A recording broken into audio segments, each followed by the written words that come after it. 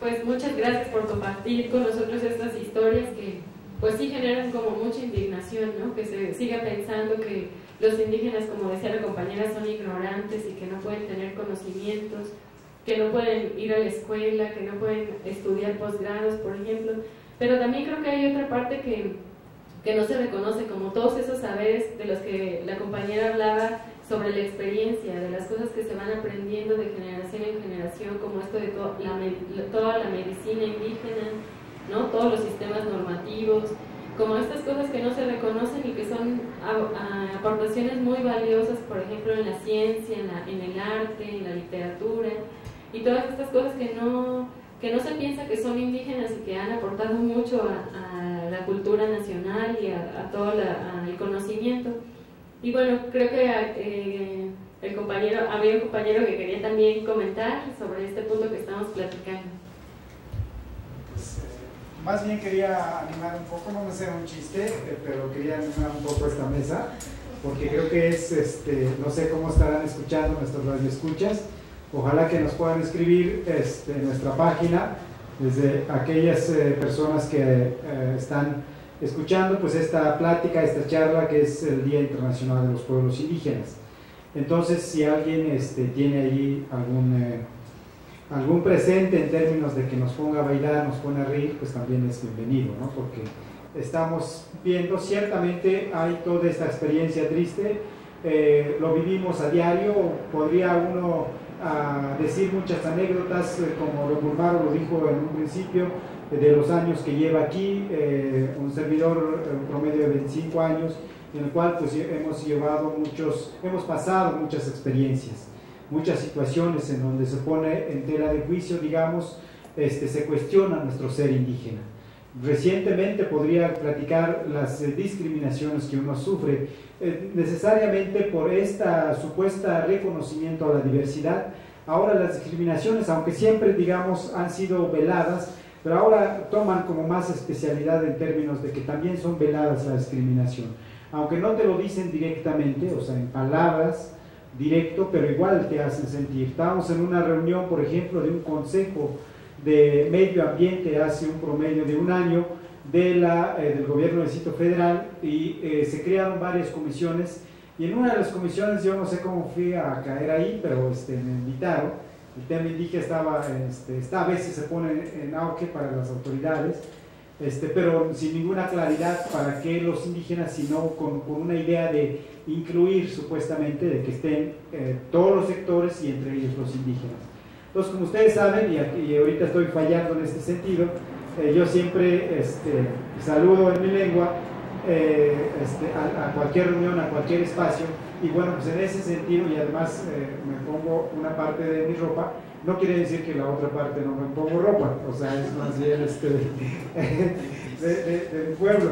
Entonces, pues me identifica la gente, bueno, pues que dónde viene este cuate, ¿no? Además se ve como que es claramente indio, ¿no? Y bueno, saludo, pero hay gente que se adjudicaba de que son del sector empresarial, de los que hacen negocio, de los que son me acuerdo de esos señores, los que controlan la cuestión de los anuncios publicitarios gigantes, entre otros. Un señor de ellos salió así muy molesto y me quiso, digamos, como, pues no sé si se sintió mal o no sé qué fue lo que le pasó, pero me empezó a hablar supuestamente en una lengua y me dice: yo también hablo purépecha, así, pero en un sentido insultivo, en un sentido de regresar por qué yo había hablado así. O sea, yo sentí así, claro, no te lo dice, pero ¿quién te dio autoridad o quién te crees tú que hables así? O sea, yo sí sé, yo soy. Entonces, un poco lo que uno percibe es que la gente le molesta que sigan, que existan, que nos dejamos ver, que hablemos nuestra lengua, nuestra presencia, nuestra forma de ser, porque luego hay una molestia muy, muy fuerte, que a veces no te lo dicen o no lo percibes, porque supuestamente pues, en otros ámbitos, si tú no te evidencias, si tú no dices nada como indígena, a ellos tranquilo, saben que son los indios, como decían las compañeras, los que no saben nada, los que están callados siempre, los que están ahí, pues están ahí, los tenemos que soportar, los tenemos que aguantar, pero mientras están calladitos, pues así se ven, los podemos dejar existir. Pero sentarse en esta mesa de reunión donde ya está el representante, el consejero, las autoridades, pues ¿qué les pasa? ¿Qué les pasa? Nosotros somos como los intermediarios de ellos, ellos no pueden estar aquí directamente. Es un poco la idea. Y en el trabajo y en los espacios, y no se diga, hace poco quería comprarme una, bueno, ni quería ver una camisa, pero pues vieron lo indio que uno es, luego uno de los vendedores me empezó a seguir. Se empezó a seguir así observando, bueno, pues ¿qué quieres? O sea, si vas a comprar, compra, pues, si no, ya no hay, o sea, uno percibe, uno siente esas cosas, o sea, te dice, o sea, si vas a comprar, compra, si no, camínale, o sea, no es para ti este lugar, este espacio. Entonces eso está presente en todos. Entonces yo creo que esto, lo que acaban de comentar los compañeros y uno lo que está expresando, son como deben ser como nuestros indicadores. En el día que nosotros veamos, en el día que nosotros no nos sintamos, no percibamos que estamos siendo discriminados, que nos sentimos mal de cómo nos tratan, de cómo nos hablan, ese día podremos hablar entonces que efectivamente hablamos de una diversidad, de un reconocimiento. Pero para llegar a eso no es nada más discursivo, no es nada más hacer una declaración, sino que hay que transformarla desde el punto de vista de cada corazón, de cada mente de nosotros, de la gente que nos discrimina.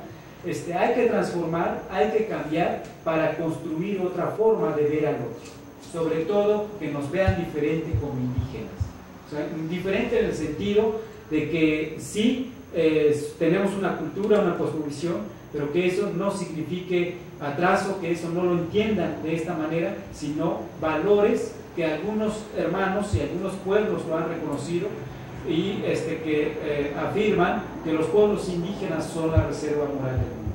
Y en ese sentido hay reacciones también. ¿Cómo es posible, decía una académica en la UPN, que se adjudiquen ustedes como la reserva moral del mundo? ¿De qué parten o de qué se adjudican ustedes y de asumirse así? O sea, como si ella le dolía, porque entonces, ¿por qué mi sociedad o por qué la sociedad moderna no debe ser también la reserva moral del mundo? Que seguramente también debe de ser, pero también cómo asumimos o cómo ellos entienden esta cuestión de la reserva moral. Y nosotros como pueblos me parece que es como, no como algo que debemos presumir, sino un compromiso. O sea, en el momento que nos digan que somos reserva moral del mundo y que nosotros somos parte, ¿qué paquete nos están dejando? Es decir, el poder seguir continuando, transmitir esas sabidurías, esas formas, esas cosmovisiones a otras generaciones, y no solamente a nuestros hijos, sino a los ciudadanos, a los hijos del mundo. Ellos deberían estar. Entonces, terminaría en ese sentido que creo que está pendiente todo este reconocimiento, esta forma de cambiar de actitud, de percibir al otro, de tratar al otro, porque esto no solamente son las personas, esto atraviesa las instituciones, a los gobiernos. Los gobiernos no están entendiendo cómo deben ser las políticas públicas, por ejemplo. No rebasan más que allá ser paternalista, asistencialista, es decir, hay que ayudar al indio porque es el indefenso, es el que no puede, y lo que le damos debe estar agradecido. Así nos lo dice, por ejemplo, CEDEREC, que ellos hacen muchos programas de atención indígenas y por lo tanto, ¿nosotros qué estamos reclamando? CEDEREC es la Secretaría de Desarrollo para las Comunidades del Gobierno del Distrito Federal, para nuestros radioescuchas, y bueno, no están entendiendo lo que dice el contenido de nuestros corazones, para empezar, de nuestros pensamientos, de nuestros abuelos, de nuestras abuelas, pero tampoco están entendiendo algunos instrumentos internacionales como el Convenio 169 y la Declaración de los Derechos de los Pueblos Indígenas.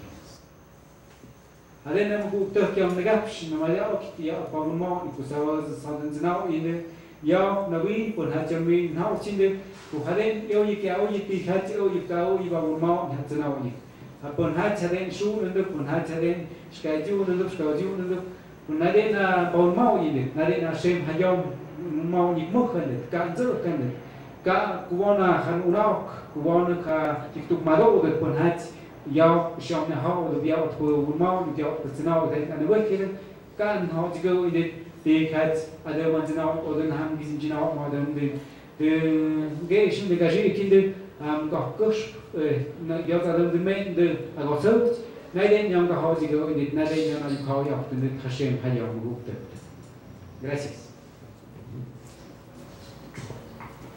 Pues muchas gracias, Pedro, por tu aportación a esta mesa, y como tú dices, habría que animar un poco esta mesa, y hemos hablado un poco de las dificultades, de experiencias de discriminación, pero también habría que hablar de lo que aportan los pueblos indígenas, ¿no? Había, por ejemplo, hace tiempo una propuesta de un taller que se llamaba los colores que aportan los indígenas a la ciudad, ¿no? Era una muestra fotográfica muy interesante. Y bueno, creo que eso nos falta hablar sobre las aportaciones de los pueblos indígenas, por ejemplo, en la ciudad, ¿no? ¿Cómo se vive la vida indígena? Porque muchos piensan que la vida indígena solo se vive en las comunidades de origen, ¿no? Y que en nuestra ciudad no se vive la vida indígena. Entonces este es un buen momento para hablar como de toda esta situación favorable en la Ciudad de México, la lucha de los pueblos indígenas por conservar sus tradiciones, sus costumbres, sus formas de organización. Entonces nos gustaría que compartieran con nuestros radioescuchas cómo se vive la vida indígena en la ciudad. Bueno, invitamos a que participen todos y todas. Sí, recuerden que se está transmitiendo por internet la emisora por internet de la Asamblea de Migrantes Indígenas está transmitiéndose en vivo para los que sintonicen el canal de la Asamblea. Esto lo estamos haciendo en vivo por el motivo del 9 de agosto, Día Internacional de los Pueblos Indígenas. Ya expresamos hace rato a partir de qué año, ¿verdad? Se implementó esto con la Organización de las Naciones Unidas. Desde 1994 se celebra. Bueno, posiblemente la sociedad civil piense que los indígenas al llegar a la ciudad perdemos nuestra identidad, perdemos lo indígena, pero no es así. Cuando en nuestros hogares, con nuestra familia, la practicamos. Posiblemente haya sido un error el no practicarlo en sitios públicos, implementar un programa en el cual se dé a conocer, se difunda cómo vivimos los indígenas en la ciudad, cómo la practicamos. En nuestra organización, por ejemplo, decimos, vamos a reproducir la vida comunitaria, hablamos de comunalidad, hablamos de nuestras costumbres, hablamos de nuestra cultura, tratamos de eliminar lo folclórico. Es cierto que tenemos danzas, hacemos fiestas patronales, hacemos los pueblos que están divididos en barrios, cada barrio hace sus fiestas. En el caso de Villa Hidalgo, de donde yo soy, está el barrio de Santa Catalina, el barrio de San Juan, el barrio de Santa Rosa y el barrio de, se me olvida el otro nombre del otro barrio, pero hay de cajón, es decir, obligatoriamente hay 4 fiestas en el año, aparte de la fiesta de San Antonio de Padua, que es la feria más concurrida del año, y luego la del patrón, que es San Juan Bautista, es otra fiesta, independientemente de otras fiestas, es decir, luego a veces como crítica o como broma, pues ustedes se la pasan festejando todo el año, pues que así somos de alegres, ¿no? A pesar de las dificultades económicas que enfrentamos, a pesar del golpeteo de la política económica que está implementando el gobierno actual, los últimos gobiernos de los últimos 25 años, no 30 años,